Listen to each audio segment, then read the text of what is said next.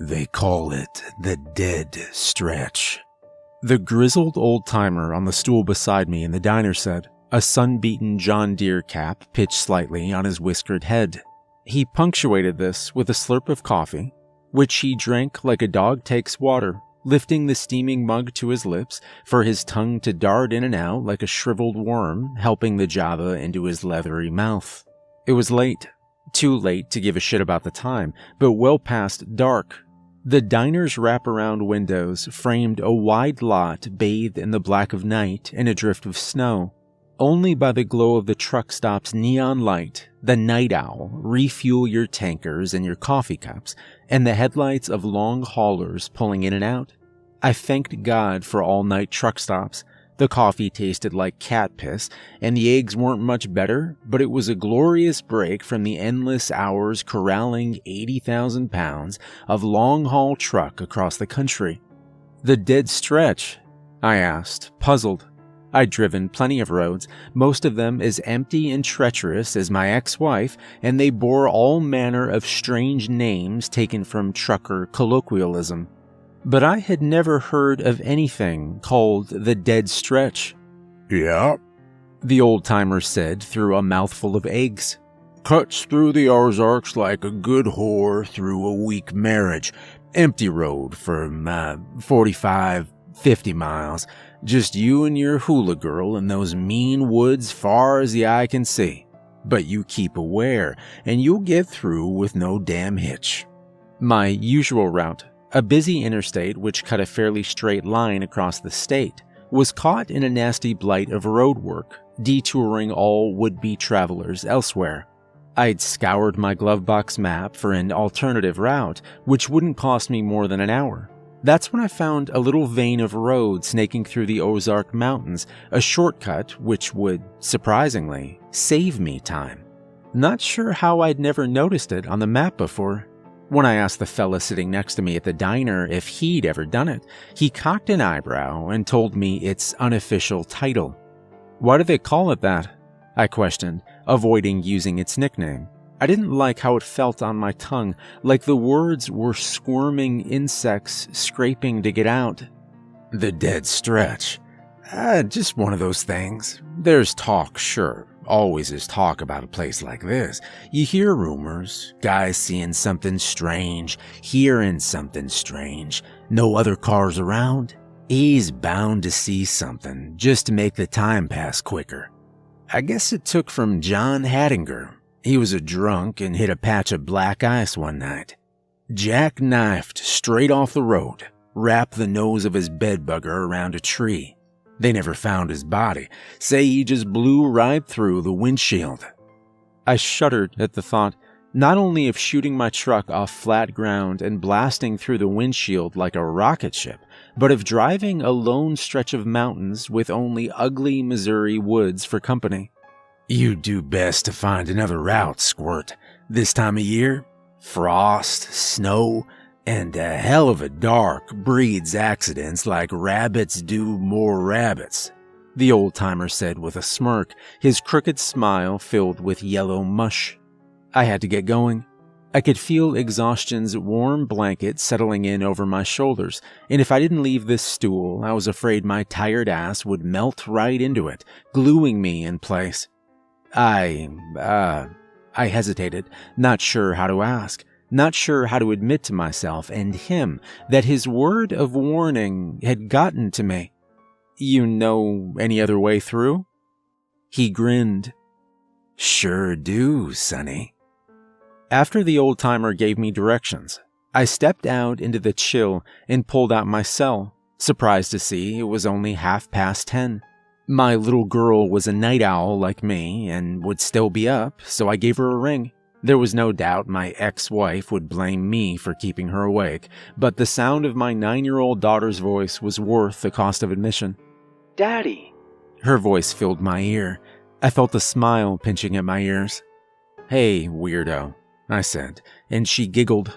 What are you still doing up? Just reading my book. What book? Harry Potter, she said in a burst. Uh-huh. You learn anything at school today? Bunch of nothing, she said. Well, that's why you get books, ain't it? Hey, those boys still giving you trouble? I could sense her hesitation on the line.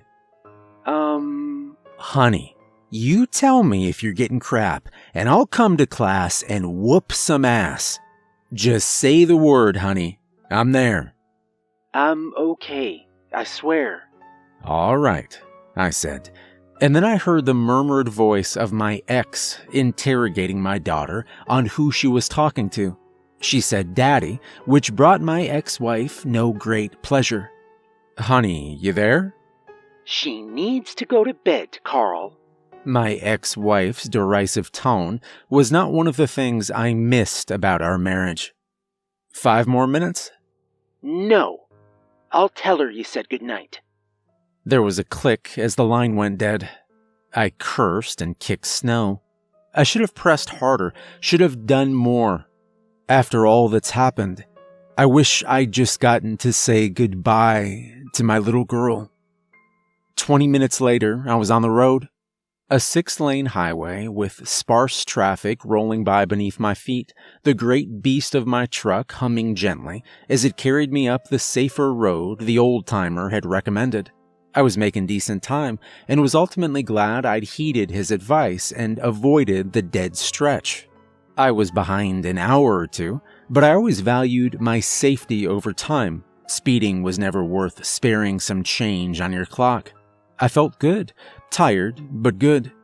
Then I saw the flares, little beads of light burning through the haze of snow spiraling down out of the black heavens. As I drew closer, I saw the extent of the damage. The flares drew a crude outline around an ancient pine tree laid across the road.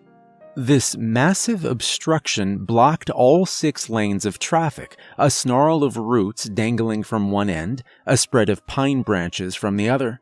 There was a state trooper in his cruiser, directing people to turn back. And when I asked, he told me the road crews wouldn't be able to clear it out until morning. I was screwed. Late, tired, and screwed. And there I sat, cursing God's name as I flipped ass back the way I'd come from. Back toward the road that would take me up the dead stretch. The dead stretch was a narrow strip of 2-lane blacktop, slick with ice, which carved a path through the rocky, wooded Ozark Mountains. It rose at a steep incline, carrying me up into the mountains and toward my destination. I eased back on the gas, remembering the old-timer's story about that guy who wrapped his truck around a tree and drove with both hands firmly on the wheel. There was no other traffic. I was totally alone. And then I wasn't. I saw the first shape about 12 miles up the road. I'm not sure of altitudes, but I was high up. The road curved here and there to accommodate the craggy landscape, and a high-visibility metal retainer ran along the lane, my lane, which stretched along a sheer drop. The snow had thickened, well on its way to becoming a full-blown blizzard, and my visibility was shrinking to the 15-foot cone of light my brights lanced ahead. I was approaching one of those curves in the road when I saw it. The road, which was planning to take a harsh left just ahead, ended abruptly in a collage of high-visibility warning signs telling me to turn. I had plenty of time to make the curve and had eased the gas even further back, slowing to a crawl, when I saw the spider-like shape skitter over the reflective signs. It was lithe and quick, moving on a multitude of stick-like, jagged limbs which carried its furry brown body like a monkey from here to there in the blink of an eye. My headlights caught its eyes, and they glowed, and then it was gone, slithering over the signs and disappearing down the face of the cliff. My heart shot into the red line, thudding in my chest like a racehorse. I could feel my throat tightening, could feel fear squeezing my heart in its icy grip. My truck was still shooting forward, straight towards the edge of a cliff, and the thing I'd seen. I pumped the brakes in time, skidding safely to a stop. Without the thrum of my engine, the howl of the wind tightened, beating in on the sides of my cab with a frozen fist as I sat there, knuckles white, hands wringing the steering wheel, trying to process what I'd just seen. No, I certainly hadn't seen anything. It was late, it was dark, and I was riding on empty with only cat piss coffee to keep me. There was a thump. The sound came from the roof of my cab, hollow and powerful, like something just landed above me. I waited, and I didn't hear another sound. As fear loosened its grip on my heart, I began to realize I heard scratching, razor-sharp nails scraping and clicking their way across the roof. Slow, deliberate, making their way towards my windshield. I couldn't move. The scraping was getting closer, louder, and then a raccoon, fat and fluffy, slid down the windshield and waddled off the hood of my truck, its tiny nails clicking and clacking as it went. It plunked down into the snow and wandered off into the night, leaving me feeling slightly idiotic. I looked around, wondering where it could have come from. And then something burst through the passenger window. I was showered in glass, and this thing lunged for my throat. I instinctively jerked away as its gangly sloth-like arm swung for my jugular with huge hooked claws. It was snarling, shrieking. It resembled a spider melded with a cave-dwelling bat, and it was as big as a man. The only thing that saved me is that it couldn't fit through the window. It slashed at the passenger seat and severed the radio, my only chance to call for help. I still had a phone, but experience told me there'd be no signal out here. The image of my daughter suddenly flashed across my mind, and I howled and kicked. I kicked for my life.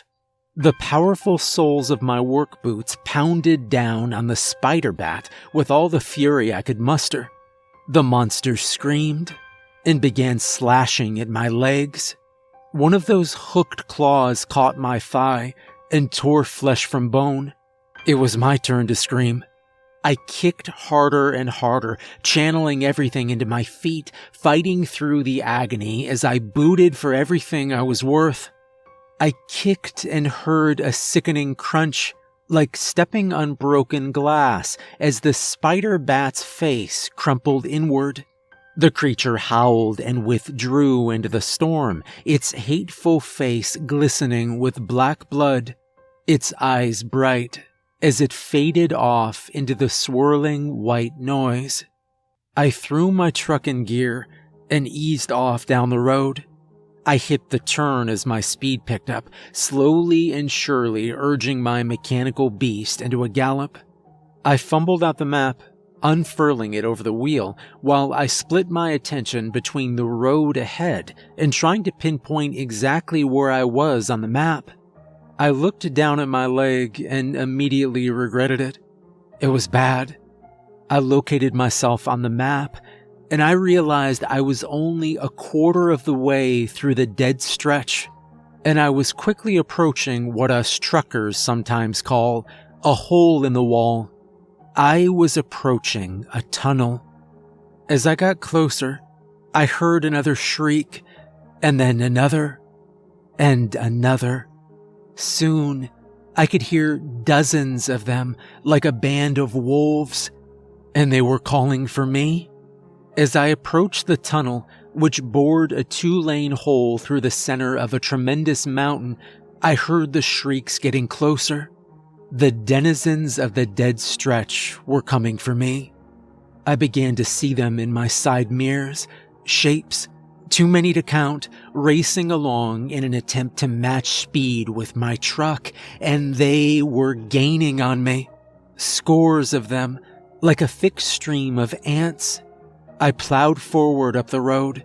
The needle of my speedometer was steadily climbing from 30 to 40 to 50 as I raced toward the mouth of the tunnel. The blizzard was worsening. I had a sinking suspicion that I was still driving in an incline, rising higher into the mountains, into the dead stretch with every passing second. Blizzards were always worse higher up. The snow had become a churning wall of white that engulfed my world, snapping around with the fury of God. The gale force wind was screaming. It was bad conditions made worse, much worse, by my rising panic and the horde of beasts chasing me with their cries. My visibility was shrinking every second. My headlights were being blotted out by the storm. I shouldn't have been able to see the tunnel entrance through the thickening storm, but I did. I could. It loomed ahead like a pair of open jaws. And then I was inside it. I drove and never looked back. The shrieks receded into the distance before fading into the wind completely. As I continued, I noticed the things had refused to join me in the inky blackness of the tunnel. I should have stopped to wonder why. It was pitch black in that tunnel. I eased back on the gas. My headlights lanced the road ahead, illuminating 2 lanes of cracked, unused asphalt, bumpy, abused, long forgotten by the world. There were raw stone walls, and the ceiling. Well, I couldn't see the ceiling. I knew it wasn't low, and I wondered if there was a ceiling at all. I had a dreadful feeling that I was driving beneath a great abyss. The noise had died down, the creature's shrieks had stopped, and the wind had taken a muffler, suffocated into a distant drone by the tunnel. The familiar hum of my truck's engine was a comfort. The cold was bad, but I didn't feel it. I thought I was home free, and then I nearly crashed. The pickup came rushing out of the darkness. I slammed the brakes and went screeching to a stop just in time, the nose of my truck coming to rest softly on the bumper of the ruined car that blocked my way. It was painted an ugly crimson that had been frosted over completely. It looked like it had been there since the beginning of time. I could see claw marks on the car. The windows were blown out and my headlights illuminated an empty interior. Icicles dangled from the ceiling like daggers. The seating was torn to shreds. None of that gave me much concern. What did, however, was the fact that I was no longer moving. I hesitated for an instant before I eased on the gas and began to push the pickup forward, trying to ease it out of my way. It was a terrible idea. As I urged the pickup forward, it began to shift sideways, both bumpers scraping the walls as it turned at a parallel until it came to rest sitting horizontally over both lanes of traffic. It was stuck, wedged between the walls of the tunnel and completely unmoving. I stopped and just sat there, coming to terms with what this meant. It meant that in order to move, I'd have to get out of my truck, secure the pickup to my winch, and reverse until it was dislodged and out of the way. I figured I'd also have to detach my trailer. It would only slow me down and make my journey that much harder. Shit. I realized my leg was still bleeding. I hadn't severed an artery. If I had, I'd be dead already, but it was a nasty wound, and I took a moment to cinch it tight with my belt. I felt a flash of pain and grunted. Then a warm numbness settled in as the blood loss slowed. I looked back at the pickup, hesitating at the idea of abandoning the safety of my truck for the cold darkness of the tunnel. There was no point in putting this off any longer. I grabbed a flashlight and tire iron, and I stepped out of my truck. The first thing I did was angle my flashlight skyward. I was right. There was no ceiling. The tunnel walls stretched up maybe 20 feet before opening into a vast cavern. I couldn't tell you how big or small the space was. My flashlight beam melted out of existence, not finding any ceiling or walls beyond the ones to my sides. I shuddered. feeling the distant but familiar terror of a child, small and tormented by the dark in the belly of a mountain. I forced myself into motion, and 10 minutes later, the pickup was out of my way. I made tracks to my trailer, meaning to detach it, and that's when I heard the noise, a chittering, like the raspy fluttering sound of cicadas. I paused, and it stopped. And then I heard it again. It was coming from above me. It was echoing, fading off into silence like before. I swung my light upwards, and it took me a moment to realize what I was seeing. At first, I thought it was stars spread out across a cloudless night sky, but it wasn't. It was eyes, glowing, hundreds of them, yellow, unblinking eyes spattered across the darkness like pinpricks of light. And then they blinked in unison and chittered. Terror turned my legs to jelly at the realization that this was not many creatures with many eyes staring down at me. It was one creature, one incredible beast that inhabited the hollowed cavern of this great mountain. I had to get out of here, right now. My trembling hand reached for the pin that would uncouple my trailer, and that's when the tentacles shot out of the darkness above me. I ripped the pin free, releasing the trailer from my cab as a dozen tentacles, black and scaly, lanced down out of the abyss like coiled snakes snapping on their prey. They were as thick as tree branches, tipped with a sunken mouth of needle-sharp teeth. I realized the eyes were inside the mouse, sitting at the end of some awful esophagus. And then I screamed, batting away one as it shot towards me.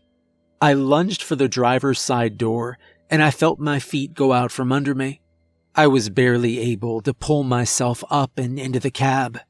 I slammed the door and keyed the ignition, and I floored the gas. The tentacles were everywhere. It was like being caught in a hailstorm, the helpless feeling of being under assault from the sky. My truck picked up speed as I scraped by the pickup, the tentacles rocking and swaying my vehicle as I gunned it. I could see the end of the tunnel now, but those things were trying to capsize me. I eased the wheel to the right, pulling my truck as close to the rocky wall as I dared. I listened with a sort of satisfaction as the tentacles were torn away by the wall and I could hear them shriek in pain. And then I shot out of the tunnel. I eyed the side mirror and I saw a mass of tentacles lash out after me before withdrawing back into the deep darkness of their home. The blizzard had parted like a curtain, revealing the moonscape I now found myself in. I was trucking through a narrow valley carved through a rocky wood. Ugly trees, drenched in frost, pressed in like bookends. Beyond them, two great mountains spread like wings of rock up into the sky on either side of me. I was high up. I could make out the mountain's peaks dusted in cloud and could tell that my altitude had risen substantially. The road had become a bumpy one lane crusted in ice. I doubted very much if it was even a road at all. It went on like that for some time. And then the road forked unexpectedly.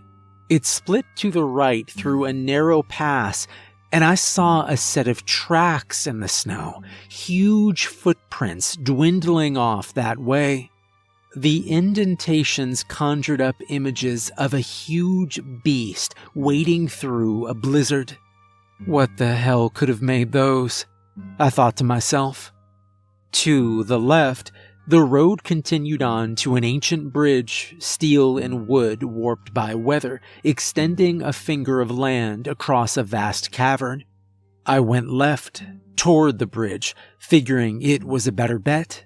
Bridge meant humanity. Humanity meant finding my way home. But as I drew closer, I saw the floor of the bridge had collapsed long ago. It was completely impassable. I slowed my truck to a crawl and then a stop, and I sat there. It was cold. I was shivering. And after a while, I threw my truck in reverse and I went back towards the narrow pass and whatever had made those footprints. After the spider bats and the beast in the mountain, the last thing I expected to find in the dead stretch was a cabin.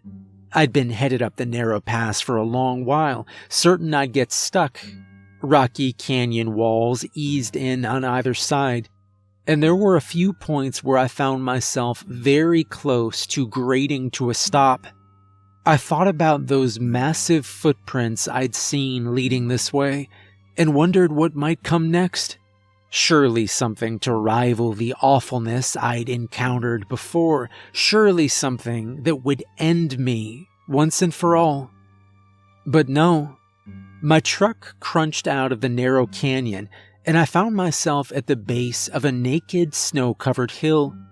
This bore none of the ugly landmarks that had come before. It was a smooth mound of unblemished powder supporting the biggest log cabin I'd ever seen.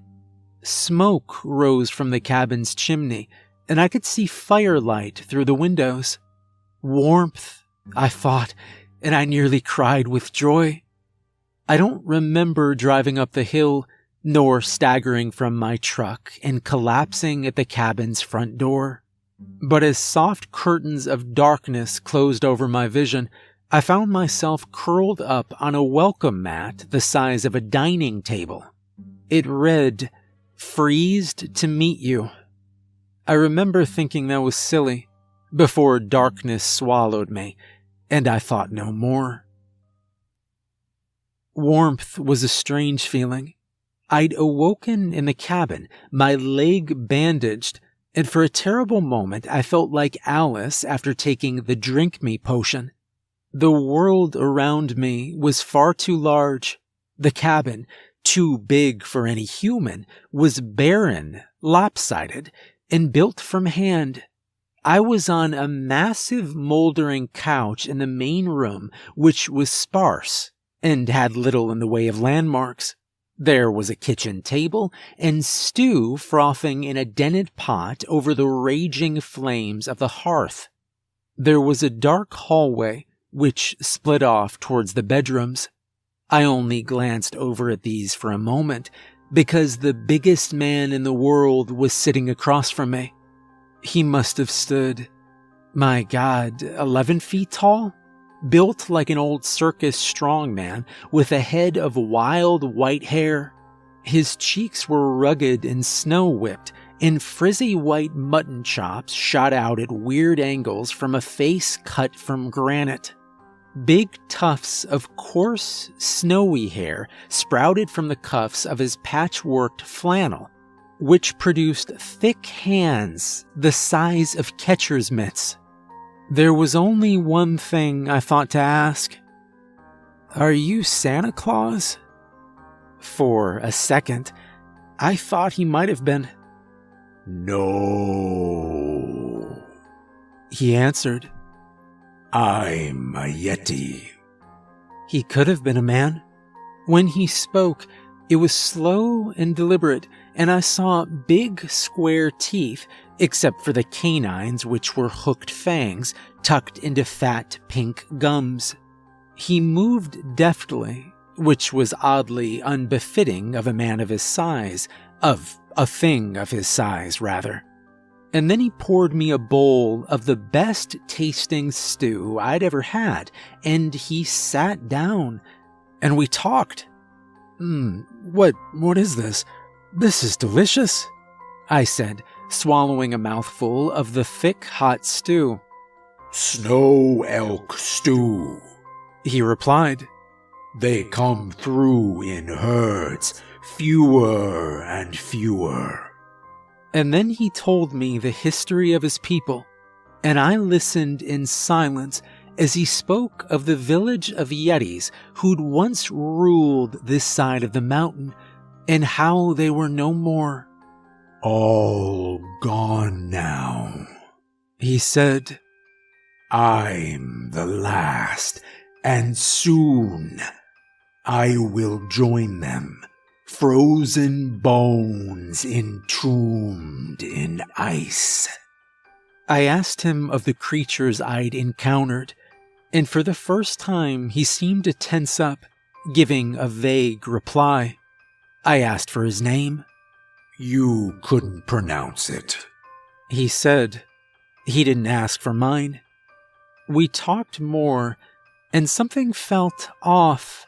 The air was stale and ripe, and it gave the impression of death nearby.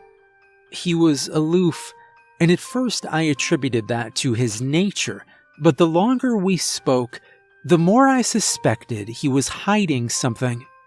So, what happened to the other Yetis? I asked between spoonfuls of stew, chewing the cubes of meat thoughtfully, savoring the flavor of the snow elk, which was sweet and somehow reminded me of chicken. Long story, he said, rising. Bathroom first, stories after. He hurried to the front door and disappeared outside for the outhouse. And then I was alone. I was suddenly aware of every sound, the thin whistle of wind outside, the crackle of warmth in the fire, floorboards creaking from the other room. Was there someone else in the cabin? I slowly rose and moved into the hallway, which ended in doors on either side. I heard the creaking again. It came from the one on the left. I moved slowly. My hand reached out, shaking slightly, as it eased open the left side door. And then the smell hit me.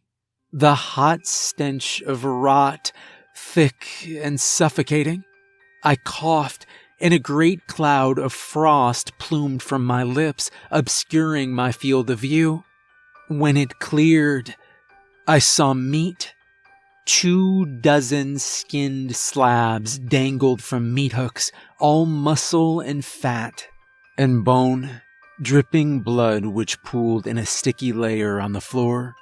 There were several animals, some of which I couldn't identify, but 6 or 7 of them were humans, men and women, skinned, butchered, and hanging. Some of their bodies were moldy, old, and shriveled, like meat forgotten in the back of a fridge.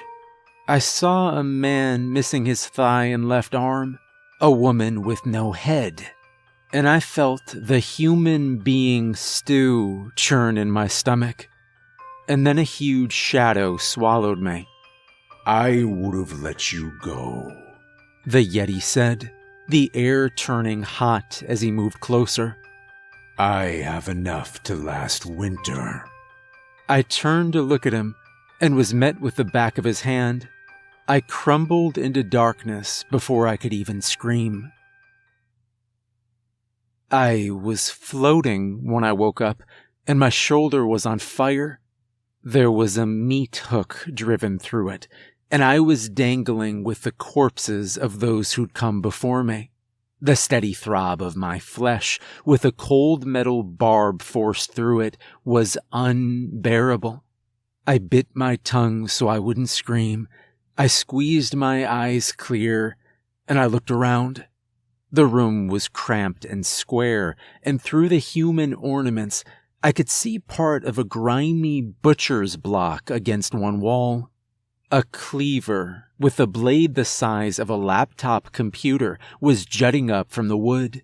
The blade was scarred and rusted, and I wondered how it would feel sawing through my neck. I felt my stomach churn, and I remembered the human stew I'd so cheerfully gobbled up earlier. I wondered if this would be my tomb. And then a thought occurred. I looked up. I saw icicles dangling from waterlogged rafters and hooks bolted to the ceiling from which the meat hooks hung, their eyelets threaded through the little rusted fingers secured to the wood. Meat hooks on hooks, I thought and grimaced. Then I saw something that gave my heart a little flutter of hope. There was an empty meat hook off to my right, hanging unburdened in the frosty air. If I could reach it, maybe I could unlock it from the ceiling. It would make a meager weapon, but any weapon was better than none. I reached for it and felt my shoulder sizzle. And then I reached further and bit down as my shoulder began to burn. My fingertips grazed the edge of the hook, and I reached further, but no, I wasn't going to be able to reach it. The only way was if I could build momentum like a kid on a swing, going up and up to get it. I was summoning the nerve to try when I heard something that made my stomach drop. Footsteps. I didn't think. I swung for the meat hook. The pain was incredible now, and the footsteps were getting closer. I swung with everything I had, and I grabbed it, and then quickly concealed it behind my back. The Yeti lumbered in, just as I was steadying myself on the body beside me. He paused and looked up at me, and just when I thought I'd been caught, I saw there was sadness in his eyes. "I'm sorry," he said, and moved over to the butcher's block. He pried the cleaver free. My palm was sweating, and I tightened my grip on the meat hook held behind my back. "Please, I have a daughter." "So did I," he said. "So did I." He waded through the hanging bodies and stood before me. "Can't you—" I choked on my emotion, hot tears sliding down my face. "It'll be quick." He raised the cleaver. I inhaled, and the world shot into clarity. I roared, and the Yeti paused, stunned. The meat hook in my hand came down with more force than I ever knew was in me. He looked over at the surge of movement, and the tip of the meat hook went burrowing through his eye with a wet crackle. His cleaver fell to the floor. He looked up at me with his good eye, the meat hook jutting from his skull. Blood bubbled from his eye socket. The lights in his head dimmed, and slowly he tumbled forward. I don't want to relive the hour I spent forcing my body off the meat hook, and so I'll spare myself and only tell you what came next. I found my truck where I'd left it out front, with the key still in the ignition. When the engine coughed to life, I tried not to cry. And then I drove and never looked back. The world around me was white and pure and smooth. It was a snow-drenched moonscape. There were no mountains or trees or rolling hills.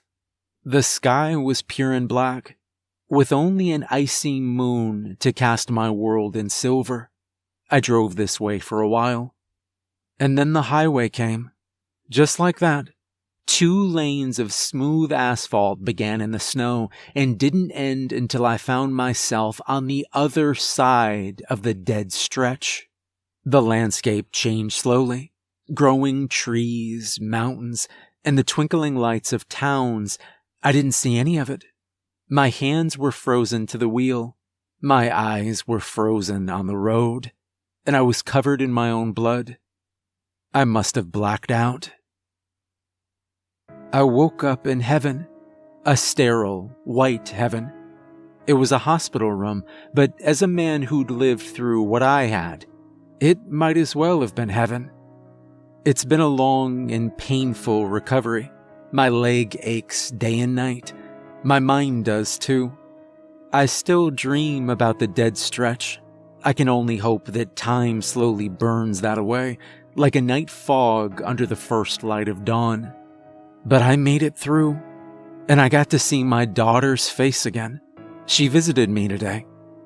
We did coloring books, and I hugged her tight, never wanting to let go.